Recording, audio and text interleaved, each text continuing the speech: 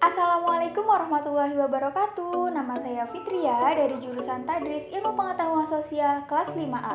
Video ini diajukan untuk memenuhi tugas mandiri mata kuliah materi IPS SMK. Pada pembelajaran kali ini, saya anggota kelompok 1 akan membahas tentang mengenal bumi.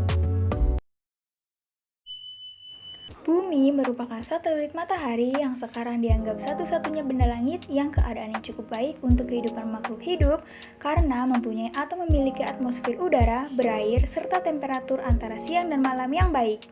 Materi selanjutnya yaitu struktur bagian bumi. Ada 4 struktur bagian bumi yang akan kita bahas. Kira-kira apa saja ya? Yuk simak penjelasannya.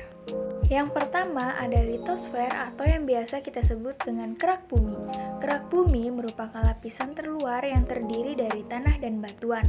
Kerak bumi ini terdiri dari 2 lapisan batuan, yaitu lapisan atas yang disebut lapisan sial dan lapisan bawah yang disebut lapisan sima. Yang kedua, mantel bumi merupakan bagian bumi terdapat dan terletak di antara kerak bumi dan inti bumi bagian luar, berfungsi sebagai penjaga keseimbangan suhu di kerak bumi. Yang ketiga, ada inti bumi bagian luar, merupakan zona yang ada di antara mantel bumi dan inti bumi.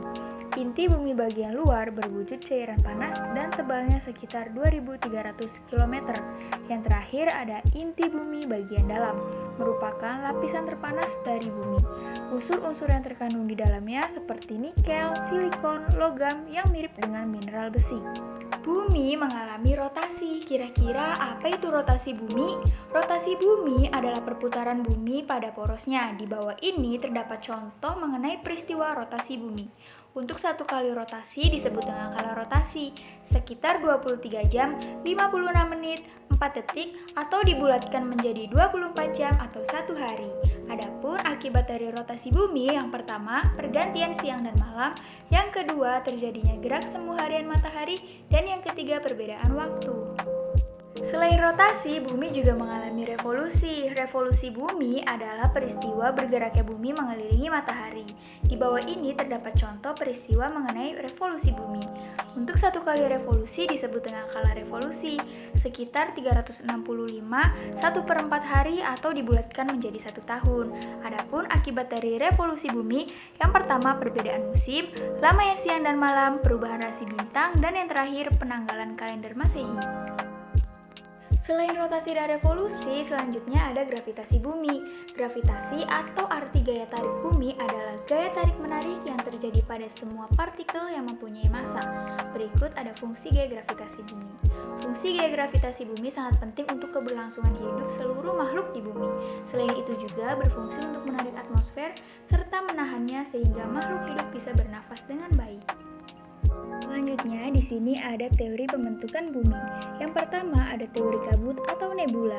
Teori ini dikemukakan oleh Immanuel Kant pada tahun 1755 dan Pierre de Laplace pada tahun 1796. Teori ini memaparkan bahwa langit dan tata surya berasal dari kabut. Yang kedua ada teori planetesima. Teori ini menyatakan bahwa suatu ketika ada sebuah bintang yang melintas di ruang angkasa dengan cepat dan berada dekat sekali dengan matahari. Yang ketiga ada teori pasang surut gas atau tidal. Teori ini dikemukakan oleh James Jeans dan Harold Jeffrey pada tahun 1918. Teori ini mengatakan bahwa ratusan juta tahun yang lalu ada ribuan bintang yang mendekati matahari. Yang keempat ada teori bintang kembar. Awalnya dikemukakan oleh Fred Hoyle pada tahun 1956. Teori ini menyebutkan bahwa bumi berupa 2 bintang yang hampir sama ukurannya dan berdekatan, salah satunya meledak sehingga meninggalkan serpihan-serpihan kecil. Yang kelima ada teori Big Bang. Teori ini dikemukakan oleh Abel Lemaitre pada tahun 1920-an. Teori ini meyakini bahwa terbentuknya alam semesta itu berawal dari dentuman yang dahsyat yang berasal dari gumpalan atom yang sangat besar. Selanjutnya ada cara menentukan umur bumi. Dikutip dari laman National Geographic, bumi diperkirakan berusia 4,54 tahun plus atau minus sekitar 50 juta tahun. Terdapat 4 cara yang mereka gunakan untuk menentukan umur bumi. Yang pertama, menggunakan batuan tertua. Yang kedua, pengukuran menggunakan mineral. Yang ketiga, menggunakan batuan bulan. Dan yang terakhir, melalui jejak cahaya matahari purba.